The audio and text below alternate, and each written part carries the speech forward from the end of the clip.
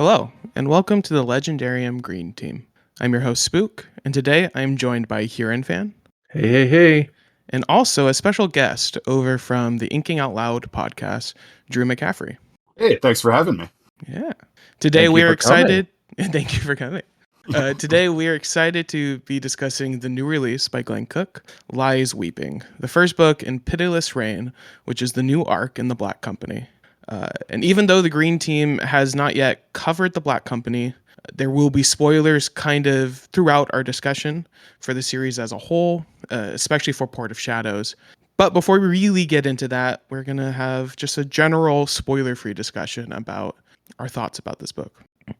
First things first, since we haven't really covered it, I'm kind of curious what your experience with Glen Cook is. Let's see. I first read Glen Cook's Black Company, I want to say 6 years ago, maybe 5 years ago. And it was solely because of Steven Erickson's big recommendation. I immediately fell in love, especially because of the verisimilitude in terms of how soldiers think and interact with each other, and their banter was, charming.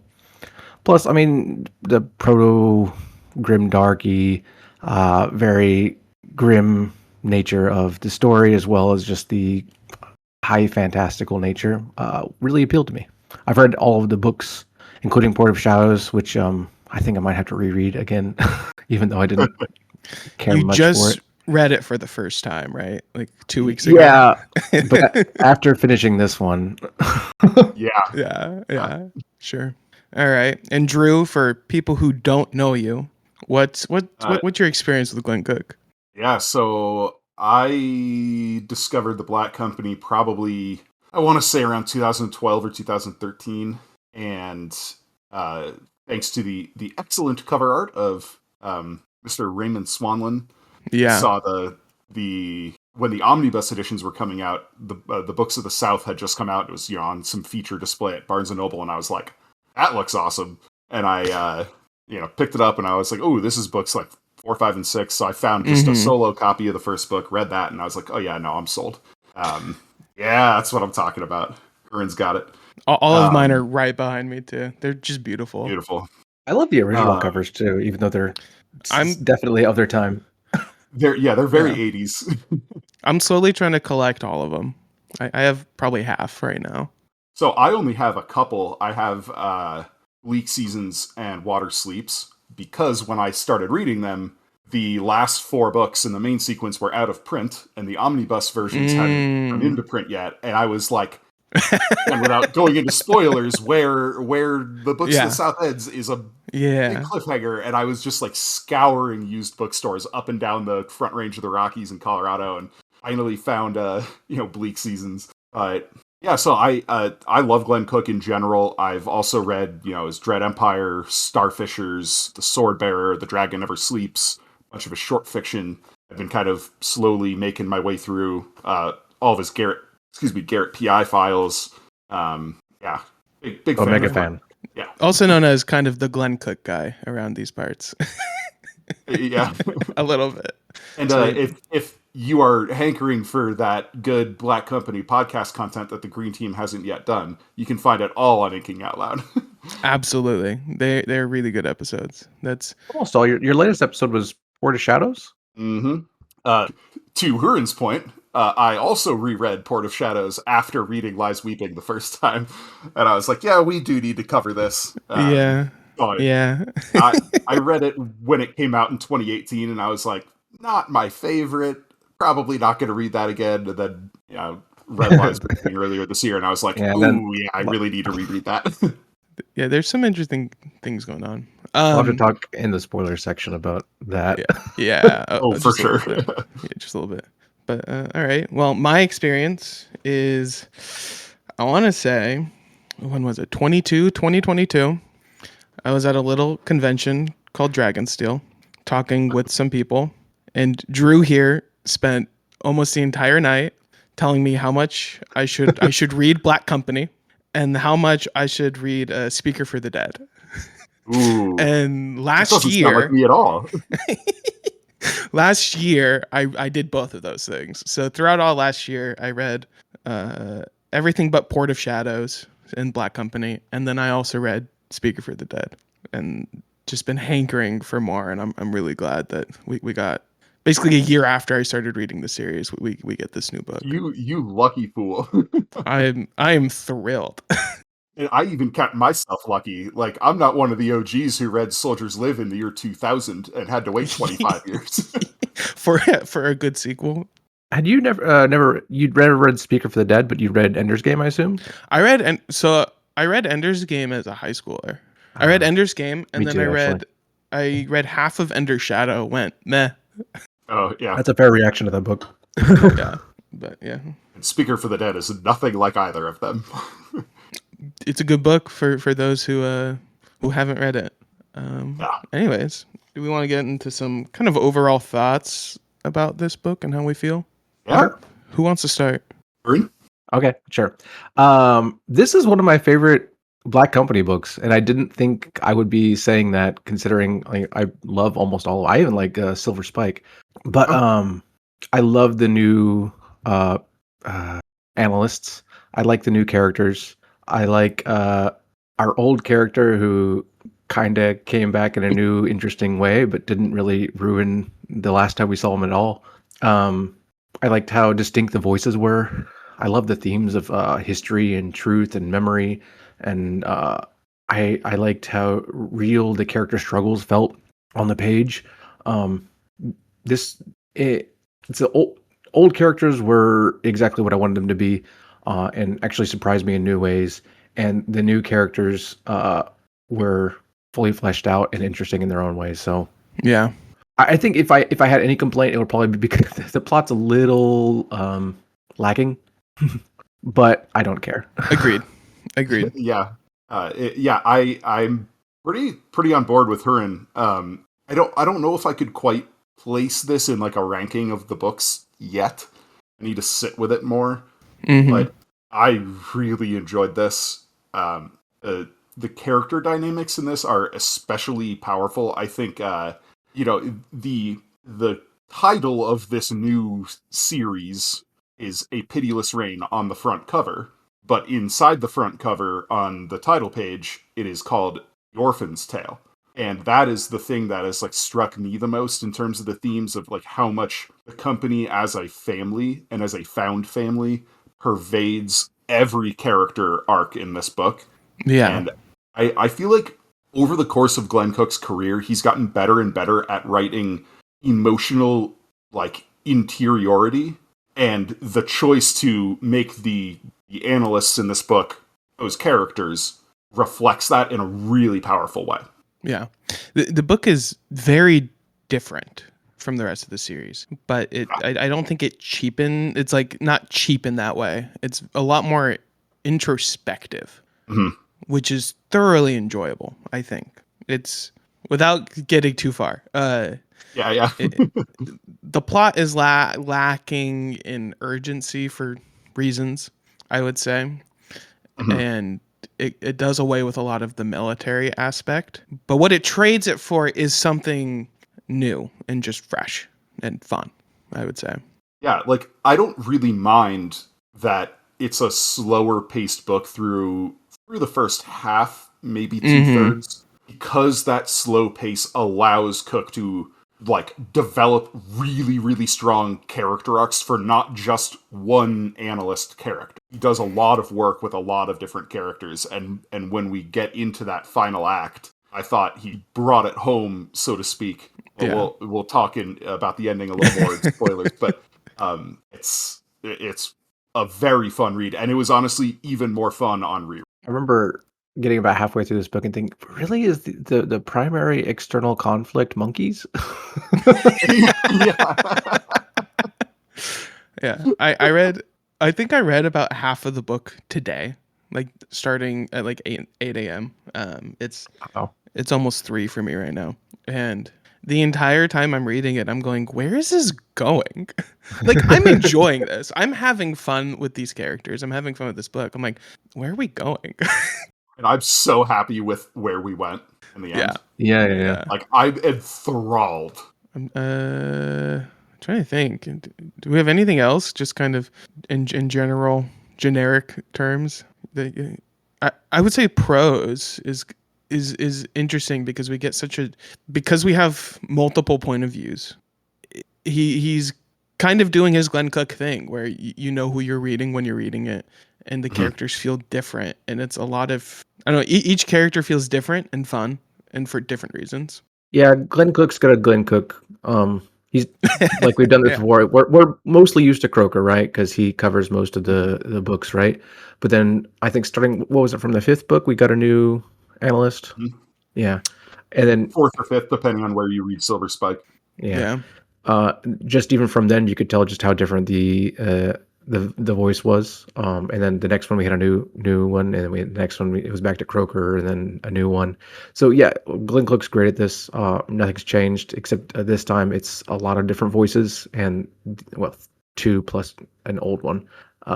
And it was, I agree, it was very, very well done, especially since the new voices feel very differently based on just, I don't want to, they're different from what we had before, and yet still new and interesting.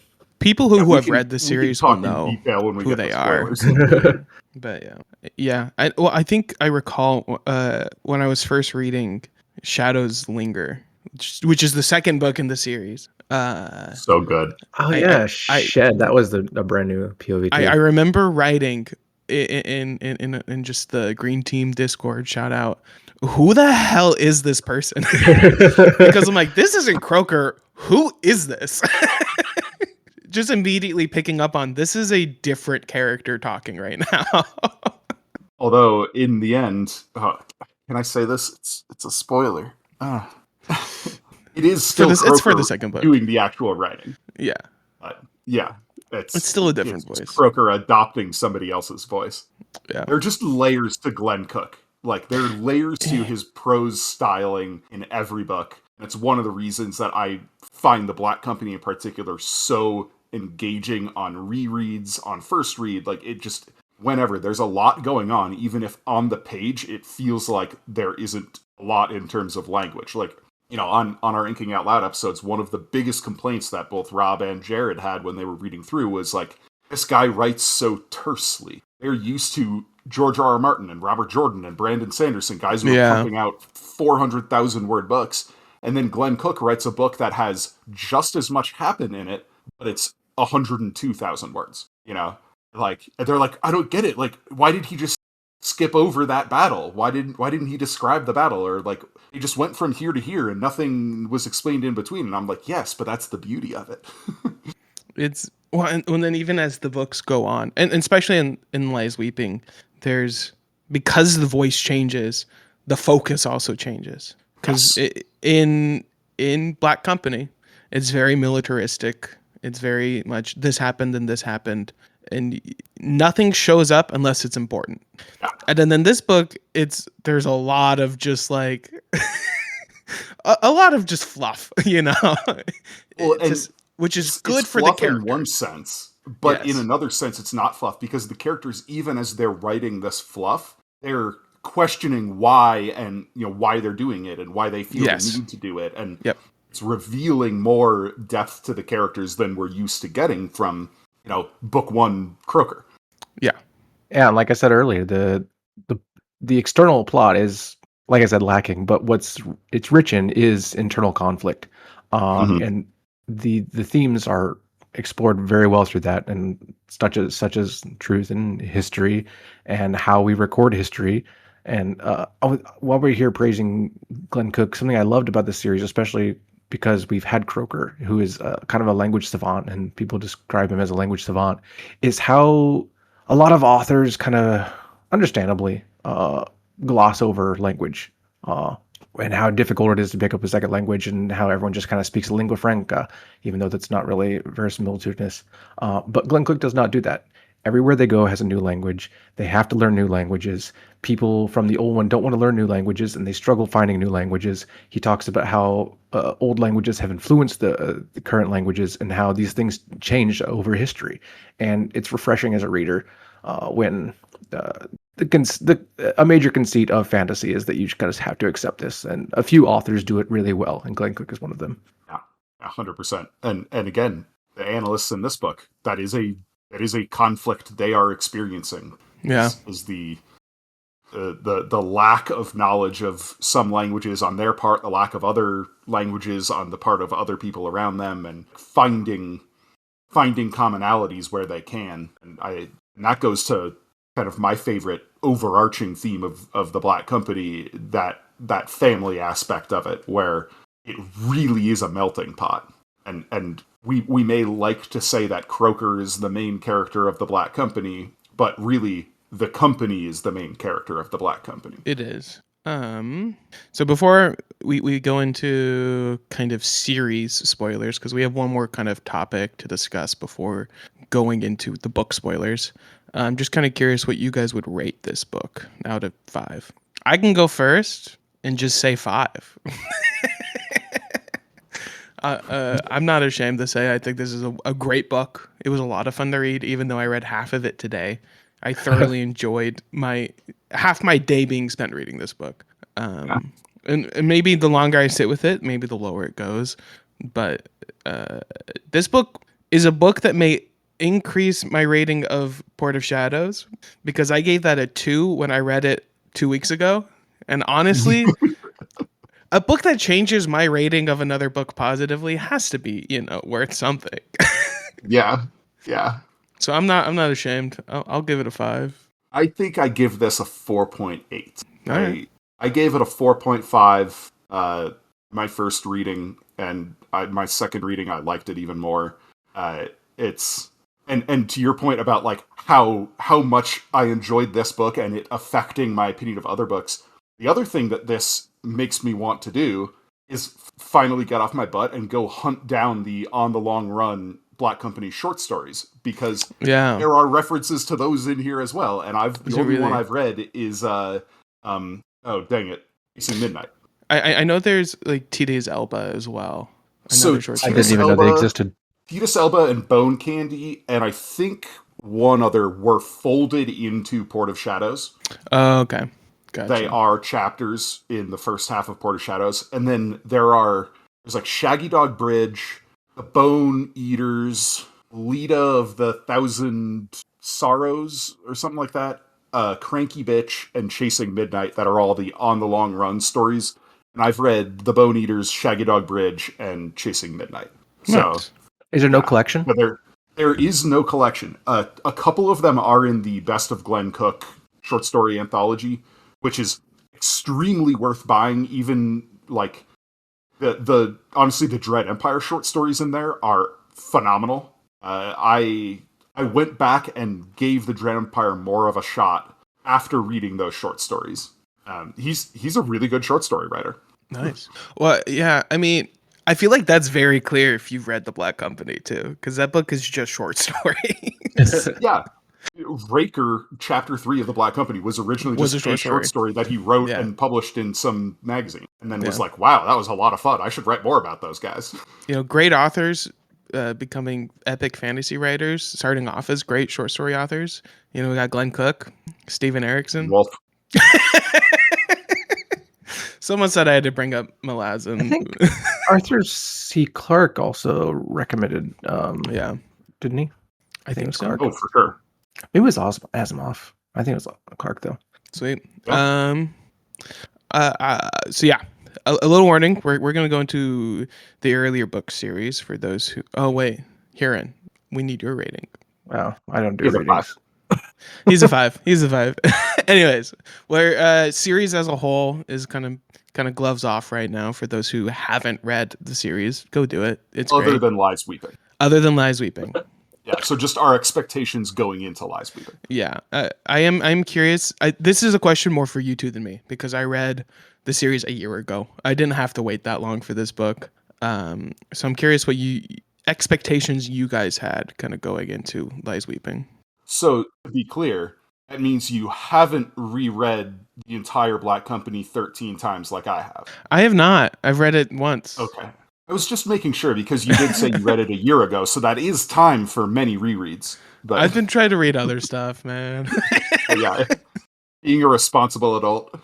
Yeah. Yeah, I probably do a Black Company reread once a year. It's just Oh yeah. like after the Wheel of Time ended, and that was my previous recurring reread constantly, just in between other books. I'm picking up a Wheel of Time book or two. Now it's like either Kane or Black Company. I'll do a reread fairly regularly. Nice. I don't think there's any series I reread regularly. Other than Stormlight, I reread that every time a new book comes out. Ooh, It's getting harder to do now. yeah, I stopped. But part of it also is now, like, by the time a Stormlight book comes out, I've already read the thing 3 times in 3 different forms. Yeah. I'm just sick of it. And then you have to read it 3 more times after it comes out. No. I am reading Wind and Truth right now for Reactor Magazine, and You got it. I am not having a good time. I didn't have a great time the first time I read that book. The only time I read that book. Yeah. But yeah, expectations going into, like, for me, coming out of a dozen or so rereads of all 10 of the earlier books and then Port of Shadows once, like, going into Lies Weeping, there was definitely some trepidation because Soldiers Live is the perfect ending to a series. Agreed. In my opinion. Like, that final page is beautiful. It is bittersweet perfection. And I was like, yeah, I know this is going to be another, like, a new series, a sequel series. For the longest time, of course, this was just one book. It was A Pitiless Reign. And then, a couple of years ago, the word filtered out, oh, it has become 4 books, which I'm here for. Yeah. But I was a little worried, like, going in, especially because of my experience with Port of Shadows, where I was like, that is substantially the worst book in the series. And I don't think many people disagree with me. So I was worried going into Last Weeping. Nice. What about you, Huron? I had very, very little expectations. I decided to read Port of Shadows before reading this. But I can't say I was particularly looking forward to it because of its reputation. And I suppose because of my low expectations for that book, I probably liked it a little bit more than most people did. And I could probably talk about a few things that I did like. But after that, I could say, okay, it's a new Glen Cook book. It can't be too bad. Let's just say I had very low expectations, even though I would have been thrilled if it was good. And I was thrilled, but it was good. Yeah. Oh yeah. Yeah, I think so it was like January this year is when I finished Soldiers Live. And I think when I read that last page, I cried for 10 minutes. I was just sobbing. It's like 11 p.m. I have work in the morning. I wake up at 5:30 for work, and I'm just crying. Yeah, dude. It was rough. And then I kind of went the rest of the year knowing about this book coming out, because I think this book got announced, or I found out about this book a year ago before I'd even finished Black Company.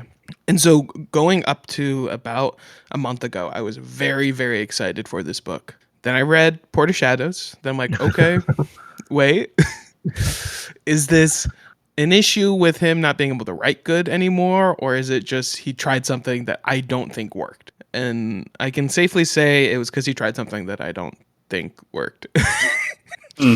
So I was very excited, and then I tempered my expectations coming into it, I would say. Yeah. Well, I know for myself, my expectations were vastly exceeded with Lies Weeping. I think Port of Shadows took me 3 weeks to read because I just wasn't reading it. Not because I was trying to read it. It was just because, like, I don't want to read this book. I mean, to be honest, the subject matter, like, one of the core conflicts in that book is uncomfortably weird. Yeah. Like, why did we go here? Like, what? Wait, so what do you mean that everyone is having mood swings because this group of identical wizard women are getting their period, and it's causing everybody else to also be affected by that? Yeah. What is going on? Okay, I'm going to make a small apology for that section. Yeah. I think it's a cool metaphor that a bunch of women, when synced up together, could cause a lot of change. Sure. Other than that, it is quite strange that their power synchronizes with their periods, and that because they were all together. Well, women when together like that, especially when they're close, do tend to sync up their Yeah. periods. But yeah, it It's was also a strange a choice. book written in 2018, and it's like I feel like if this was written in the 90s, it would be a little bit more understandable of a book. Well, and here's the thing. Yeah. Some, if not most of that book was written in like the early 2000s to mid 2000s. Oh, And then okay. it just took time to coalesce because he wrote a lot of the first half of the book in short stories that appeared Gotcha. in a bunch Yeah. of different anthologies. But yeah, it is for the time period especially. It's like, where did this come from? Like when that's coming out like the same year as A Memory Called Empire or whatever, or like Foundry Side, it's Mhm. jarring, you know. Yeah. Awesome. Well, I think we're about to head into our kind of full spoiler discussion now. So, if you don't want any spoilers for this book, for Lies Weeping, you have been warned, and hopefully Turn it you off have and already revisit left. when you've Read, finished. yeah, just read it. It's short. It's 400 pages. It's not that long. It's a lot easier of a read than some of his other stuff. Anyways, Arcana and Shukrat, Oh yeah, analysts. my girls. Do we want? Yeah, let's get into that. So I want to lead off with a quote from that beautiful final page of Soldier's Lev Yeah, when they absolutely. first pick up the pen. The final chapter of that is called And the Daughters of Time, which is a very interesting title and something we should be keeping in mind as we read Lies Weeping and move further into A Pitiless Reign, The Orphan's Tale. This goes to Hurid's point about the theme of history and time and recording memory. But the kind of final paragraphs, I guess it is time to go see our new world, the abode of ravens, the land of unknown shadows. Ukrat says the names have a ring, and it sounds like home to her. I think home is what I carry around inside me. I am a snail with the meat on the outside. Yeah. And That's a great those line. lines right there are like, they inform so much of my perspective on Arcana and Shukrat in Lies Weeping and interpreting the things they record and why they record them and what they mean. Yeah. This book is a lot, I think, as we were talking in Spoiler 3, a lot more personal. It gets a little silly sometimes when Shukrat's talking about her boob monster of a cousin. But So it's, here's the other thing. The yeah. line immediately after that is, and it is Shukrat's damn turn to write, the sneaking, slacking little bimbo. Yeah. And like the dynamic between the two of them, it's like Goblin and One Eye are teenage girls. Yeah. Like, And now they're the ones writing the story. yeah, I love it. I think what works so well between the two of them is the contrast and their different personalities and the way Yeah. they talk against each other. But I also I like it in stories when in multiple perspective stories when we get the such a good contrast between like what happened and their perspective on the subject.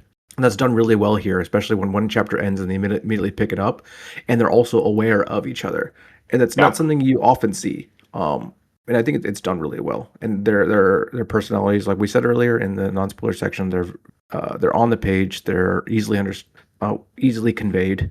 Yeah, it's great. And teenage girls as bickering One Eye and Goblin is perfectly put. I think there is one line to your point where they're kind of writing one after each other, but after the owl shows up and all of the Yeah. ravens shown up at Lady's house, we get like a Shukrat, her kind of POV, and then we go into Arcana's POV, which is, well, I guess she got here before me. And then yeah, I like how there's the constant bickering on the page, and then also like, okay, she said this, but she's also not telling you about this part. And also text and just subtext about how much they actually care about each other. I like Yeah. that a lot too. Yes. Like they have this rivalry. In fact, they have like kind of multiple levels of rivalry. They have the whole Vorosh thing where there's a family-wide mentality that was drilled into them as young girls. But they also have a rivalry as teenage girls who are kind of going through the same experiences and the same life changes and the same growth at the same time. But because of that, they like have this bond, and they don't really know how to express that bond in a healthy way yet. Yeah.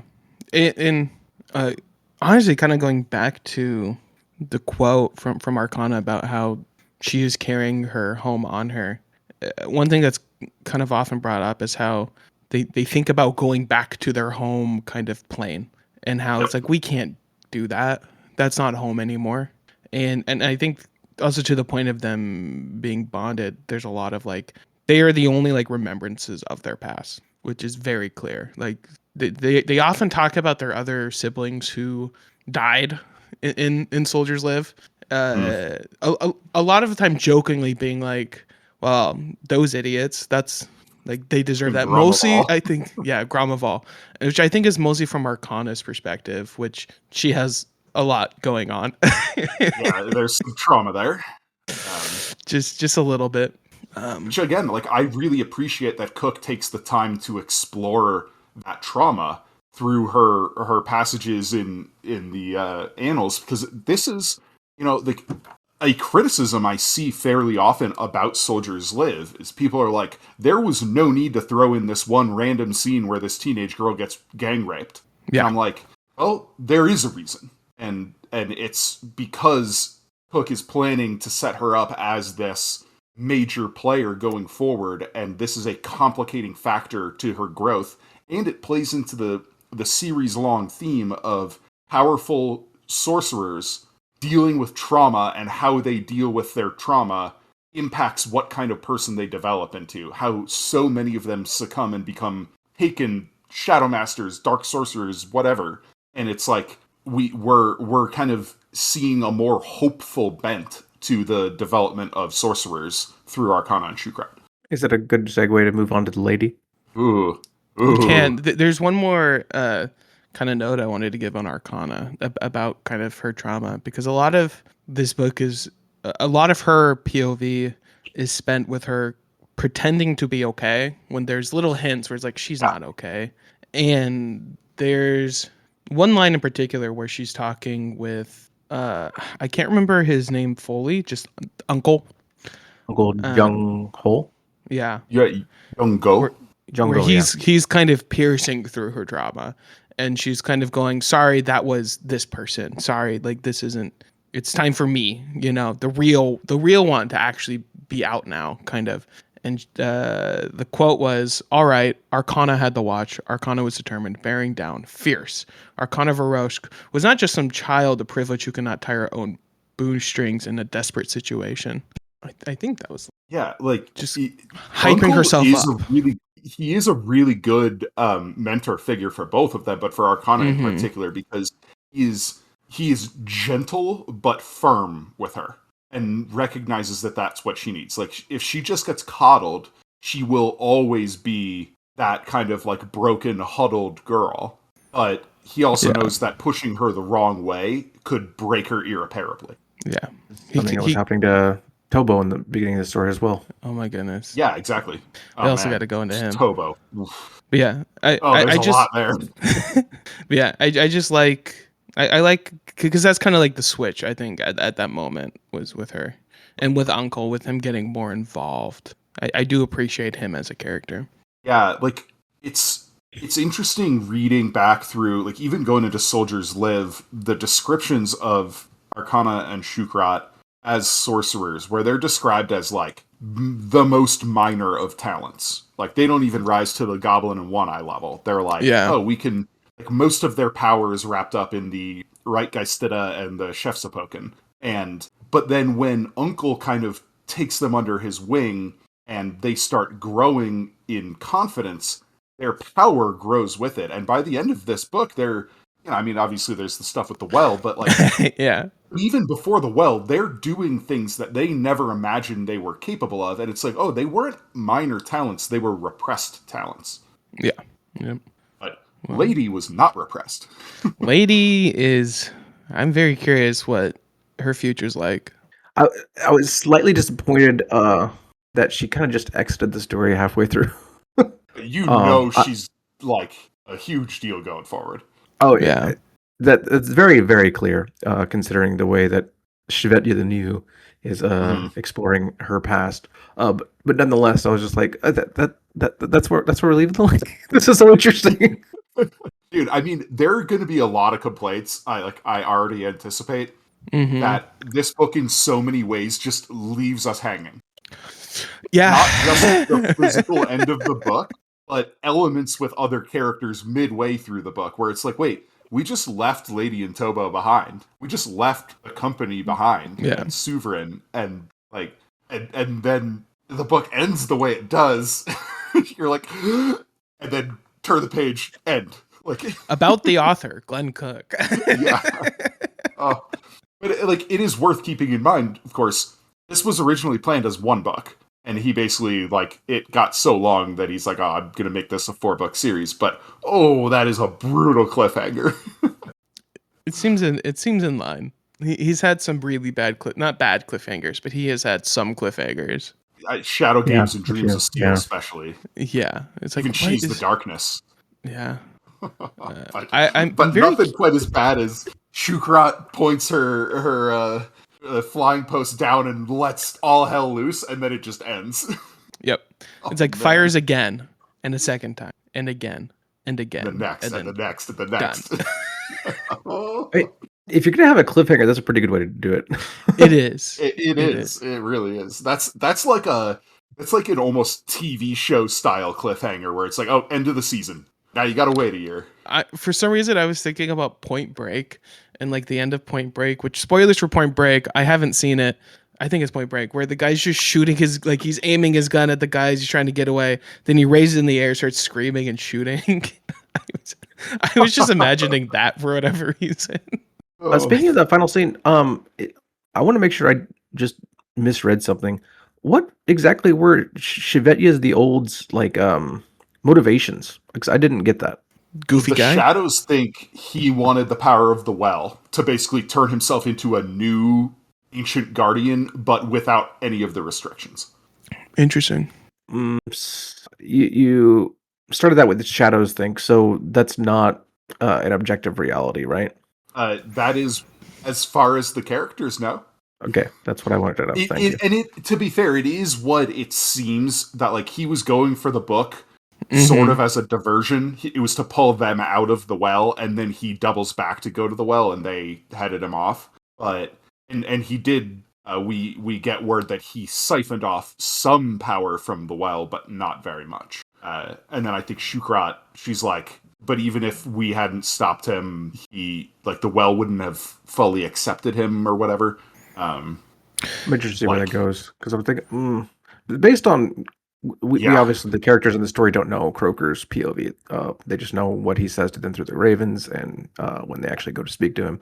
But based on his perspective, I didn't think somebody who was in Chevetya's situation like that would do what the Shadows said that he was doing. But I don't know. That's fair. I have so many questions at the end of this book. I feel like, in general, the mythology of the world of the Black Company has been pretty self-contained throughout the whole series, and then this book just blew the doors right off. Yeah. And I'm like, there is so much unexplored that we're gonna stumble over, and that's why I'm like, give me They Cry now, please. It's the well is interesting because it's like, yeah. But then there's also the cats that appear, the cat shadows that appear in this book that also appear in Port of Shadows. And there's one cat in Port of Shadows. There is, yes. But there's shadows in Port of Shadows. And Blessed Shin and Beloved Shin and Blessed Baku. Yeah. Are they shadows? So they certainly travel through shadows. Well, and so I recall before reading Port of Shadows that there was this theory that the entire book was just it was fake. It was Croker God kind of living some sort of fantasy with Lady and the Shadows. None of it was real. But then it's like, okay, no, that book is very real. That book happened, which leads to the question of, okay, Who are those people? WTF? Yeah. Yeah. So another one of the leading theories about Port of Shadows that it was sort of that, but that Croker had sent Lady back in time at Yeah, her that one request as to well. live the domestic life with Croker that she never got. And I have even seen a theory that the two children are Arcana and Shukrat Yep. shifted, and that Arcana chose to be a young boy as a result of the trauma from her rape. And I'm really glad that, at least so far, that appears to not be the case. Yeah. I thought that was really weird. And I never liked the time travel theory anyway, so I'm glad that it doesn't really seem that that is the case. But Not even it sure possible does because seem that, yeah. like, Mischievous Reign in Port of Shadows pretty much has to be the lady. Well, there are multiple Mischievous Reigns. There's Tita Selba, the girl they found. Yeah. They send her to the tower, and then Mischievous Reign comes back, and that's Yeah. the lady. That's the And lady. she leaves, and Tita Selba comes back, and then she leaves, and the lady comes back for the end of Port of Shadows for the big siege. And And it's she's Athdak/Kitten. yeah. And it's not like new lady. It's lady from then. Yes, yes. But here's one thing that I did pick up on. Sorry, Huron, I'll make this quick. One of the very first signs that gets painted around an abode of ravens in this, outside Lady's house, in Taglian, Mm-hmm. quote, the character read as woman or as time is called Shin, which word means death. One of Yeah. the two kids in Port of Shadows is beloved Shin. Yeah. There's no way that's a coincidence. That's a good catch. I agree. Mine was complete. My note was completely unrelated to really the lore or this Oh, okay. interesting Go. plot stuff. I was just gonna say that's actually one aspect of Port of Shadows that I also really liked. Was just how murky the lady's past is, and how you don't really understand what's going on or what her real name is or how many of her there really are and how many sisters there are, etc., etc., etc. And I think that's played very well in that book and again in this book. There's so much clear lying. It has to be lying. There's a point Yes. in this where Croker outright says he doesn't know Lady's real name. I'm like, dude, you were there when she was named. You recorded it. Like, Yeah. and then there are points where he talks about 4 sisters and 1 boy, and then at other points he talks about 5 sisters and 1 boy, and one of the 5 is the twin who got killed or who died. And like, there's just such a tangle with the whole Senjak family. There's one point where he wonders if Lady is actually the mother. Yeah. Yeah. That part was kind of funny. Like, and I don't think that's the case. I don't think that can be the case. But even the lady doesn't know. In Soldiers Live, she calls Soulcatcher Syleth, Mm-hmm. and she says Soulcatcher is her little sister, which tells you one thing at least, that Lady is not the youngest. I thought she was named Dora. I thought she was Dorothea She is named Dorothea in The White Rose. when she's stripped of her end. power. Yes. Yeah, As far as Croker recorded in the annals.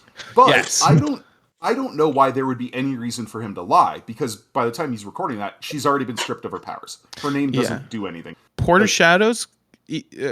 Port of Shadows also kind of having like the post note of like none of the things in this have been changed for some reason throughout history. And whoever wrote the postscript was not connected with the company, or at least didn't continue. It was someone with the who company. found it in because he was getting like there. the records from Zagreb, the bartender. Yeah. And that person is unaware that the lady has been stripped of her powers as of that writing. And so he assumes that she has to be Credence, but we know that she's not Credence. And in fact, if we can take the White Rose at its word, Soulcatcher has to be Credence. Yeah. Because the Dominator knew he took all of the Taken, so he knew all of their true names. And the only names he didn't try were Credence and Dorothea was the lady. Mm-hmm. So it's wacky. It's such a mess. And that's also on the caveat that we have to take the end of White Rose at the way that we're giving it. Right.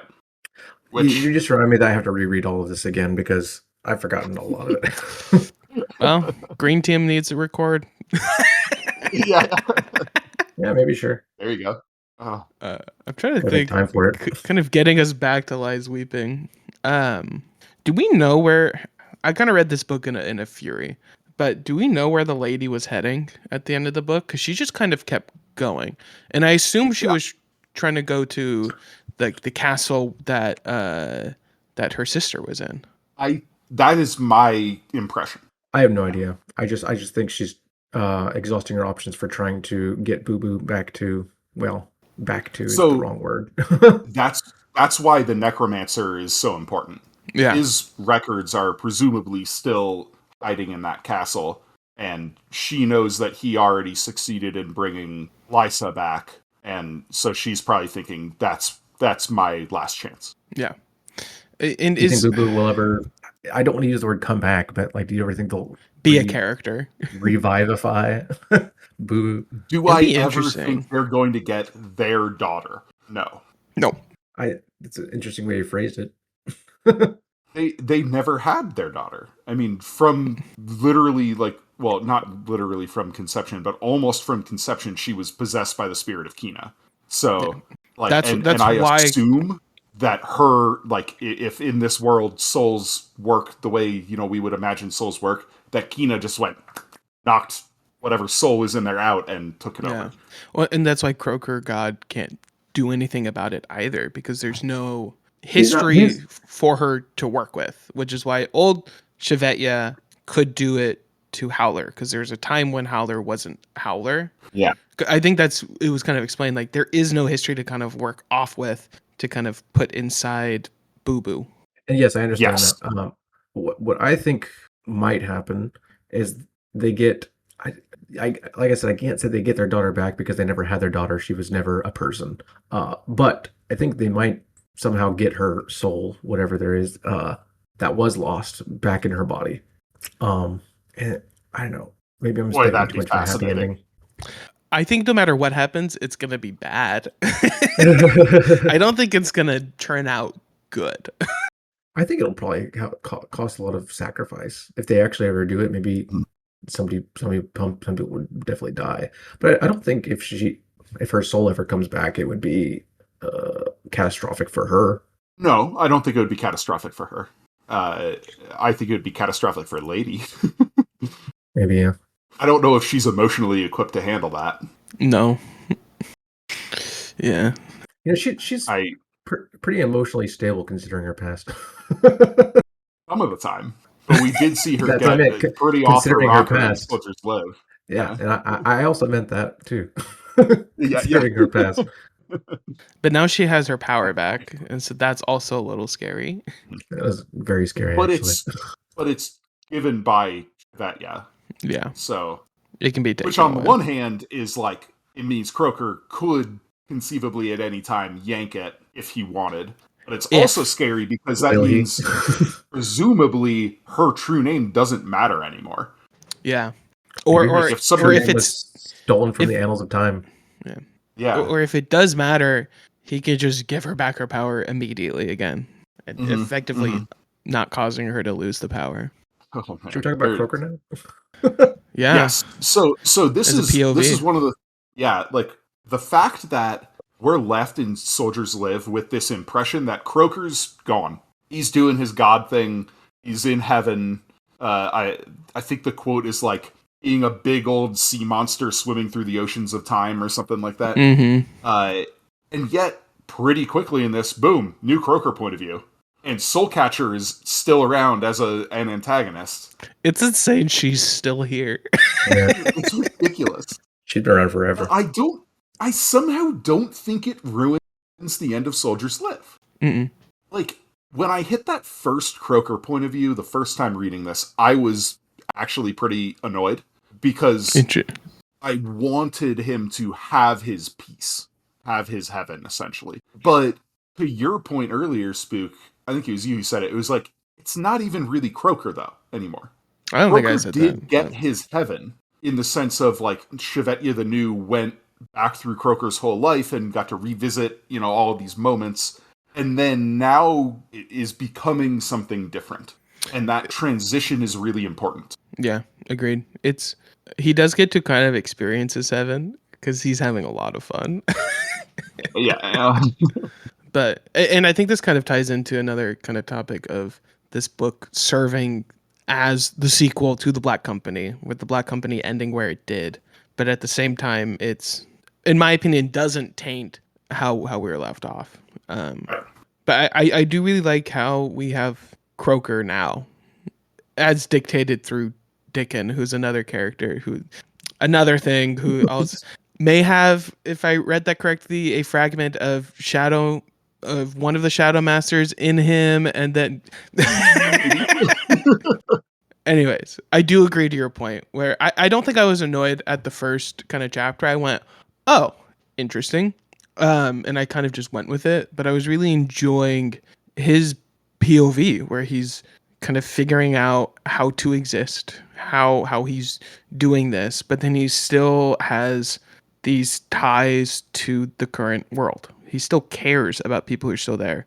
So we kind of get this flip-flop between him experience what would be heaven for him, which right now is going through the Domination. the domination, which is also insane that we get to look at that now. But then also he's learning how to interact with the world as it is now, and he's able to kind of guide people, but without really serving as a direct force. He's just kind of there. I love that aspect of it, that he's not a direct force, but he gets to guide them. He gets to be Papa. Yeah. For the girls.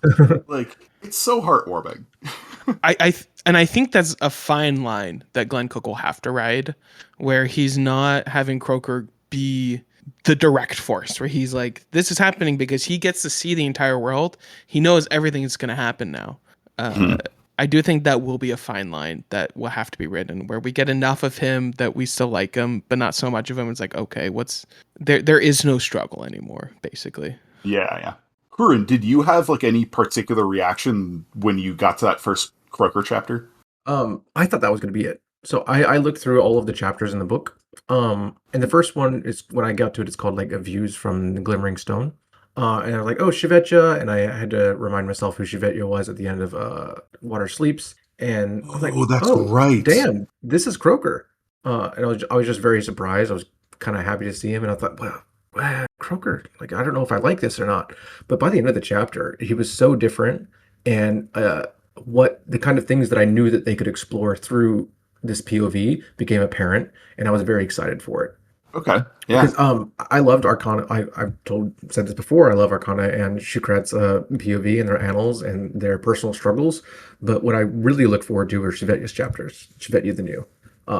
Really? Because the most interesting thing in this book to me was the exploration of how we record history and the impartiality that is nearly impossible, and that even when you're standing in the present looking at the past, you're trying to be as neutral as possible. It's impossible because you have these ties that are coming there, and the only way to do it would be to cut yourself from your humanity completely, which you don't want to do in the first place. And the biases of the people recording history, like, history actually happened, things actually happened, but the way we record it is always influenced by our subjective position. And it was done incredibly well through Croker, and I liked the language stuff. Like I said, he's a savant, and he had to go back and learn all these languages that he didn't already know. And then these themes of the way that we record history is also explored in Shukrat and Arcana's point of view as well, but it's a lot less objective, I should say, even though Croker's perspective isn't objective at all. And like, he's often thinking about how, you could never know these things, and going just felt like a historian, like a modern. This is the kind of stuff that you read about historians trying to do with the past now. Yeah. And yeah, I loved it. I loved it. So I feel like this just speaks to Cook's growing talent as a writer from book one of the Black Company to now, that two different people talking about this book who both really liked it took such dramatically different things. Like, I really latched onto the family aspect and the concept of home and finding a way forward, and you were so enamored of the exploration of the past and how we engage with the past. Like, book does a lot in 400 pages. Like, it's all there. Yeah. Yeah. And it's all very well done. I think for me, I'm kind of split between the two because when we had the Shukrat and Arcana, there is more of the focus on family and just character development. And then for me, for the Chevetya was when the history. There was a quote from Chevetya's point of view where he's like, history was written by the winner and reimagined by its children. But then he also goes, but losers also remember, and their versions equally often boast no respect for the fully factual. So Yeah. just also going into the history that is written down isn't necessarily how it happened. It's always going to be a little bit tainted. And we also see that with Chevetya where we know he's lying.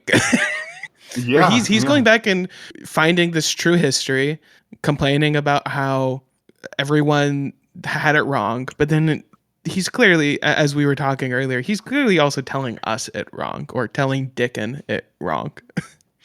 It's just And one the thing we cycle. haven't even like touched on in terms of what Cook is doing in this book is how much he is almost reshaping the entire series into an epic romance between Croker and Lady. There's so much in this book that's like, wow, like all They of this love stuff each other. happened because they're like star-crossed lovers, you know? The line of like, since I first saw you, I fell in love with you. Mm-hmm. From the Yeah, lady. Yeah, she makes some comments to the girls about like her irrational love, this irresistible attraction and emotion she has toward Croker. Like it really does reframe a lot of And the it's earlier same with her series. sister too, because Croker just does it for the Senjak girls, I think. Speaking of the Senjak girls, another freaking layer to throw in with all the like identity stuff. One of the daughters has red hair, like Tita Selba. Yeah. Sorry. That's to look forward to. Isn't that the daughter that got taken away? Lysa. What Lysa. was that, Claire? I thought it was. I thought Okay. in his kind of, as far as Croker tells us with what happened with her dying, I'm pretty sure that was Lysa, which makes sense. I too was What? reading this very quickly and read about half of it yesterday. So Yeah. Not because we didn't like it. no, I was in Okinawa most of the time. I think this is a good time to share one of my favorite quotes. Yeah. It's from an Arcanas chapter. It says, "The past is fragile. It must be handled carefully, like burning coals." Mm-hmm. Actually highlighted that one as well. There, like, so many good lines. This is one of the things going all the way back to like the prose style. I feel like Cook couldn't resist Croker as a point of view because over the course of the series, he really did develop Croker's voice and developed Croker as a writer, where he starts writing some seriously beautiful shit. So in this book, he has the girls being teenagers, and then you get to a Croker thing, and he's writing the heck out of some of these sentences. Yeah. They're also the longer chapters is from Chevetya's point of view. Very much, yeah. Some of the girls were like a page too. Yeah, especially early on. I think I put this in our group chat, but reading Shukrat's point of view, I'm like, yeah, that's how I journal. Whenever I'm journaling, it's just a lot of like, this happened and then this happened. I don't know why this happened though, but then this happened and then I'll start getting a little introspective, like, why am I even talking about this? I'm like, yeah. All right, girl, that's me. I see you. Another one that I highlighted that goes to Hurin's point about time and kind of the way things get just interpreted and warped and taken over is, of course, I'm highlighting this because it includes one of the future book titles, but Summer Grass is all that remains of ancient warriors' dreams. Oh my god, yeah. Like, is Summer Grass one of the future titles? It will be, I believe, book 3. Inch. It's They Cry, Summer Grass, and Darkness Knows, which is another thing that gets quoted in this book. Well, and then we also have She is the Darkness, which is interesting. We do. She being, was it Lady? Was Lady she so. or is that Kina? I know that's Lady's book. I just interpret it as Lady. I always thought it was the Kina. lady again referred to as the Darkness in this book? I don't remember No. who it was referring to. In the She is the Darkness book, and I think it's also brought up in Bleak Seasons, it refers to Soulcatcher, to Lady, and Dakina, and Okay, occasionally to Boo Boo. gotcha. Just all of But them collected. So that's considering what Lady's doing now. That's an interesting name for a book, especially when his books are very named very intently. yes, yes. I mean, and he really loves having these motifs, even Mm-hmm. when it doesn't become a book name. Like another one that I highlighted, Precious Pearl, is used Yep. in this. Oh, I And didn't if even you read notice. Port of Shadows, Yeah. like I there, I it's did there. notice that. I noticed it is an immortality of sorts. I Oh, saw dude, that one, and I'm like, okay, I'm gonna start crying again. right? Thanks. Which I think those Shukrat, I think, or it was one of Shukrat or Arcana. Just only one of the greatest lines of all time. It's fine. What I was thinking of was an Arcana's view, and it says that outside the quartermaster's warehouse in successive days, we saw the darkness knows and like shadows on water Yeah. and characters. And I thought the darkness would be referring to the lady, but I don't think it is actually. Well, considering that these are also based on It's also capitalized. dreams, Mhm. well, it came up twice. Immortality, sorry. Because these are based on dreams that are taken from these kind of trickster shadows, Yeah. if I remember right. Who knows who's telling them what to do? If I had to guess, it's Croaker Body, old Chevetya, but it could also be Soulcatcher. It's Could also be something totally different. yeah, Dickon. The fragment Yeah. of was it one of the Shadow Masters? I don't remember which one he was. Long Shadow. Fragment Yeah, of Long Long Shadow. Shadow. Dickens. Ugh.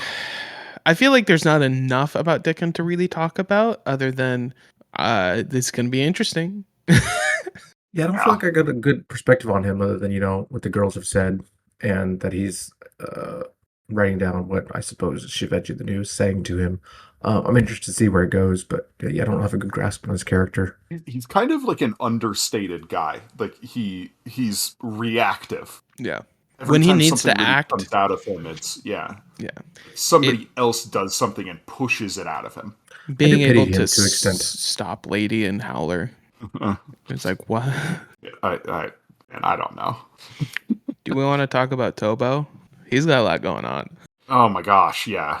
Speaking of characters going through trauma, and also an orphan.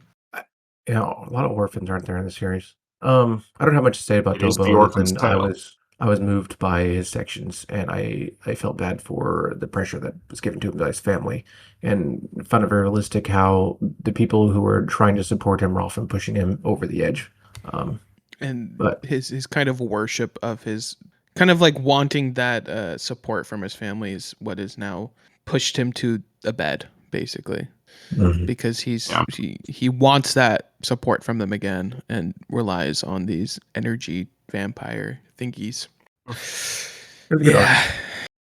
Well, and I- and if you go back to Hong Tre's prophecy, that's scary because he basically said he is the future of the Black Company. Yeah.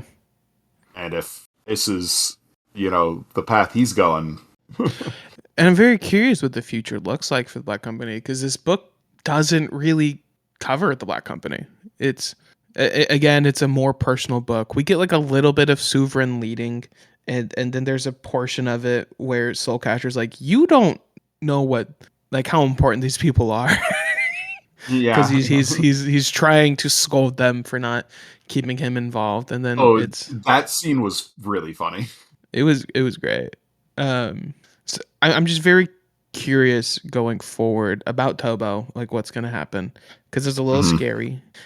In both the way of like the way he is now, where he is kind of out for who knows how long, to what would happen when he wakes up, and what happens when he starts getting angry about his house being burned down, and Yeah, and and the just everything Lady did. everything Lady did, and with the girls not being there right now, Mhm. he doesn't really Yeah, have no anyone. Shukrat. Yeah, so So an it's a little interesting scary. thing, we talk about the pressures of his family, but it is most specifically the pressures of the like matrilineal family. Yeah. And that relates to something that I'm actually like an article I'm working on for Reactor magazine of how much this series, for all that it is a military fantasy about like kind of the grunt work on the front lines and the brotherhood of soldiers, from the very beginning, so much of this series has been driven by its female characters. Mm-hmm. It's from the start, Lady and Darling, Soulcatcher, Radisha, and then you move into those middle books and suddenly, you know, Sarah is in charge, Sleepy, like and then you move on here and now it's Arcana and Shukrat who are the analysts. And like it has been for most of this series, women being either the driving force or the driving motivation for the Black Company. And it's just like a strange juxtaposition. Well, and not the way where they only serve as that. Where they're like, oh, we got to push the main characters along because we're the women and that's all we serve as is, oh no, you should do this now. Okay, bye. They are the main characters. Yeah. And a lot of it. But like just relatedly, we don't have a Mergen vampire eating on Tobo. Yeah. It's Sarah, you know. Old lady. It's the women. It's the women. Yeah. There was a line in Sarah, Dota, and Huntre. When we first saw them, where it's from Shukrat's point of view, where she goes, Croker might, mostly about Sarah being unapproving of her Tobo's relationship with Shukrat, or the Sarah vampire, because it's not Sarah, where Shukrat said, Croker might say that there is no true believer so fierce in his convictions as a born-again hypocrite. Because we know Sarah's story, where she loved Mergen, and her mom did not like that. Oh. There's so many just like pithy one-liners from Glen Cook. I wish I had that talent as a writer. I don't know where he gets these things. Let's talk about Soulcatcher, because like we briefly touched on it kind of at the top, but like she is still around and is still a major antagonist. And like are you guys annoyed by that? No. I was when she first came back, like several books back. But because it seems like a lot of the focus is switching back to the Dominator in the past, Lady's past, and her sister, the Senjak sisters, and all of that. I understand why she needs to stick around. I wish kind of she had more to do in this book, but again, it's more like a part one of XXX instead of its own arc, and so I don't mind. Maybe in the past it would have bothered me. I'm curious how much she is doing as well.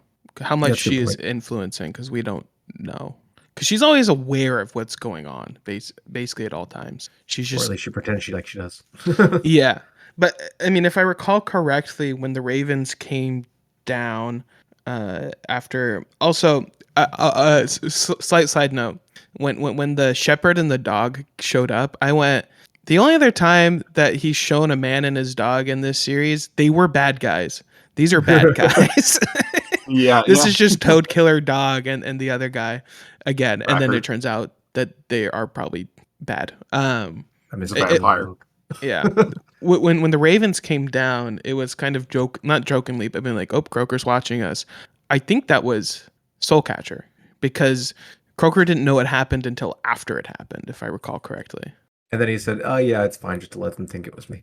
Yeah. Mm-hmm. Yeah, I'd have to imagine she's using those ravens.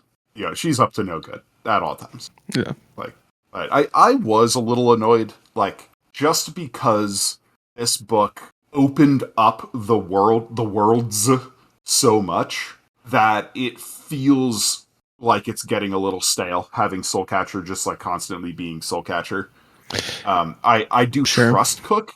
Like, I'm sure he's going to do something clever and catch me off guard, because he always manages to find some way to do that. But especially by the end of this book, I'm like, man, I just want like the new stuff. I don't think there is too much of Soulcatcher in here for me to feel that way, because I feel like at this point she's more color commentary a little bit. She's just there and kind of there to help Croker stay focused, which is interesting, because she is an antagonist. I totally expect she's going to manipulate him into really something's going to happen. I wouldn't be surprised if she already is. she's manipulating the girls. Yeah. Mm-hmm. Mm-hmm. Mm-hmm. She's tricky. I mean, she's always been like that. So Yeah. Well, I have a question, and Yeah. it's been I don't want to say bothering me because it really doesn't bother me, but in the Black Company, right? Glenn Cook kind of wears his influences, his real world influences on his sleeve. Mhm. They're obvious, they're everywhere, and in most high fantasy, these things would be hidden so as to not break immersion. I'm wondering how you feel about this because, especially in the later books, the Japanese influences were apparent on the Yeah. page and could not be denied. And it did hurt my immersion to a certain extent. Is he a weeb? I feel like he's a weeb. It's like there's a lot of And it's not just Japanese. Like they talked about little Cat Sith or Kate Sith coming on the Yeah. page, which is what it's Irish, right? Yeah. Yeah. These I things have know. I been there since the certainly. beginning. It's on purpose. I'm just wondering why and how it affects the reader and how it affects you personally. So, to Spook's point, I'm not as like immersed in Japanese culture. I don't understand the references, even if I know that they are references to some Japanese things, some Japanese pop culture things. Like I know Port of Shadows, the two Tita Selba girls who go with them at the end, like the teenage ones, they're Koneko or something like that. They But got anyway, Shironeko, Kuroneko, like Koneko, which Koneko is just like a kitten, and Shironeko is a white cat, and Kuroneko is a black cat. That's just literally what it means. yeah. Uncle Um, Jungo just seems to be from Japan, from a place called Yanagashima, which Yana doesn't really mean anything, but like Gashima would be like of X Island. Okay.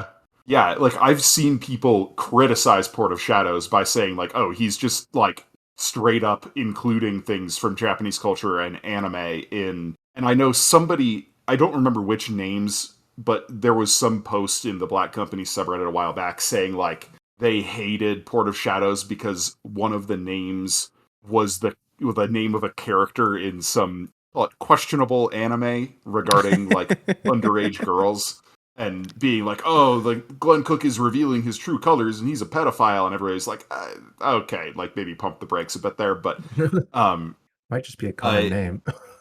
you're right. That may be a little more revealing on the part of that poster, How do who's you like, know "Yes, that, I have Dave? seen this pedophile anime," but uh, the in terms of the like wearing it on the sleeve, we actually just talked about this on our Bitter Gold Hearts episode for covering Garrett on the Inking Out Loud podcast. I don't really know why it has never bothered me. It's like you said, Hurin, with most fantasy authors, this stuff would be hidden, and Glenn Cook is just unabashed about it. He's like, "Yep, like I'm gonna have a reference to Dante's Inferno here, and like I'm gonna have names of places straight out of Japan, and you know, in the later part of the series, like straight out of Southeast Asia, and Hina and the Deceiver cult are clearly the Thuggee, and like it's all right there in your face, and even into his word choice, he uses anachronistic language frequently. Yeah. And Yeah, it the has girls never talk bothered like me. they said totally like so many times this book. Yeah. Well, and that is a thing. That's like a Shukrat thing, right? She's like, Yeah. and I totally use totally way too totally much or whatever. But I think it's because he's not self-conscious about it in his writing that comes across, and it doesn't bother me. Like if Brandon Sanderson wrote things like this, He I'd be did. like, ugh. Well, He did, and everyone hated it, and they were right to not like it. But well, and here's the thing: everybody hated it, but he didn't even go this far. no, he didn't, which is But funny. because it comes across as a very like self-conscious kind of like thing in Sanderson's writing, or in name your other modern fantasy writer, whereas there's a freedom almost that comes from the attitude of a fantasy sci-fi writer from the 70s and 80s, where he's like, nobody cared about it back then, why would they care about it now? I'm just going to keep doing it. It's fun. It allows me to write funny lines sometimes. Like, Yeah. yeah, it just kind of washes off of me. I think that's well put. Like you said, like I read this kind of stuff and it bothers me, but because Cook has been very open about this since book one, it's just been something in the back of my mind instead of something that actively harms my reading experience, if that makes sense. Okay. I don't even think it's something I ever even notice when reading this book or his series in general. There was one moment I recall reading this book that I kind of got pulled out of it going, why would they even say that? And the thing is, I can't remember what it was. I've spent the last like 10 minutes trying to figure out, like, I know I was bothered by one thing, something anachronistic that I cannot remember what it was. There was a big Was one. I it was like, really? abandon Did they all just say hope, that? ye who enter here? No. It wasn't that. It was Okay. something like chillax. It wasn't chillax, but it was something like that for me. Okay. Yeah, like just for whatever reason, it's I just like Glenn Cook too much. Yeah. I want to say he can do no wrong, but there are things I criticize about his writing, so it's not that. Dread There's an Empire. informality to his writing that makes it so I'm not bothered. Gotcha. Does this happen? I guess I guess you're bringing up it happens in Garrett PI. Mhm. Does it just happen in all of his work? Definitely happens in Dread Empire. I'm trying to remember. I mean, like the sci-fi stuff, it's not as much of an issue really because It's in the at that future. point you're far future and Earth is a thing. I haven't read Dark War, and I don't know if Earth is a thing there, but I know that's also sci-fi. I don't recall seeing much of it in the Sword Bearer, but definitely in Dread Empire. And Dread Empire almost like even has more of like the really hardcore mercenary feel to it. So even there, like it just comes across as like the slang, the lingo, whatever. Sure. Yeah. Right on. Yeah. Yeah. Nothing I really pay attention to or noticed, unless it's so jarring to take me out of it. Which was there's only one thing. And you can't even remember. Cannot remember. I'm sure I could go find it. It was something I read today, so I'd have to look through half of the book again. So one final note that I kind of have here, rewinding to Shukrat's character a bit. So we know Arcana has this lingering trauma from Romaval's big mess up and the fallout from that. But Shukrat has a mess up in this book. She gets dogpiled by like 500 monkeys. Yeah. And they all get blown to bits around her, and she survives. But I have to wonder if Cook is going to use that moment, because if you really put yourself in her shoes, like that would the smell of the burning meat and the crushing claustrophobia under hundreds of pounds of flesh, like that is a crazy situation to be in. And just sticking with her as well. Yeah, so I wonder if we're going to see a lingering line from this. We kind of almost see that obsession at the end of the book, where she's almost what's the word? Like she's chasing after old Chevetya in Croker's body. And it's like, we have to go get him. We have to go get him. She's like hard focus, mainly for the book, but there's a weird obsession with this. And then at the end, we see her shooting the fireball at him over and over and over and over again to a point where it's like, if he's dead, he's dead. Yeah. So I think we're seeing a little hint of her holding on to something from that. Thumbs up. Yeah, and the other thing I'll be keeping an eye out for is like claustrophobia from her, if that develops. There's a couple times that I noticed where she wasn't. I don't remember if it was her or Arcana not wearing her robes, like after that moment. Oh. And I'm wondering if that's also a hint. Like it's like very clearly like she's running around not in her robes and kind of regretting it almost. Oh man, now you're gonna make me reread this again. But I can't remember if it was no. her or Arcana, and if it was before or after this moment. I think it may have been So before. there is a point before where she thinks about like, why the heck are we out here doing Oh, this it was without? sorry. our It was leading up to Schwarzenegger? that moment. She didn't. She only had. Okay. Her, was it? I don't remember. Yeah. Her right Forget I fist said to it. the flying piss. No, it was a rose. I think it was before. The chef's taboka. Yeah, the German word. I have so much fun saying those words. They're just entertaining. But yeah, that's pretty much all I have. Sweet. Yeah. I don't know. I'm It's very a happy. interesting book. I'm very much looking forward to the next one. Do you know when the next one's coming out? Next year. Really? I think- Pretty much exactly a year after this one. We could So probably get another keep your arc eye fight out for Fingers arcs crossed. in like April, May. Fingers I think it crossed. was May when it showed up on NetGalley. I'm gonna read it in May then. Yeah. Well, do you have anything else, Aaron? No, I got nothing else. All right. I got lots and lots of notes, but I think we covered most of it through various channels. We've talked for a while, so so I guess we can wrap up. Thank you for joining us in our discussion on Lies Weeping by Glen Cook. You can find us on the Legendarium Discord server for more discussion on this book and many others. Our intro and outro music is Galactic Damages by Jingle. Thank you to the Legendarium podcast for loaning us this corner of their show, and thank you to Horizon Brave for starting the Green Team. And to Huron, Fran, and Drew, thank you for joining me tonight. I am your host, Spook, and I wish you good night.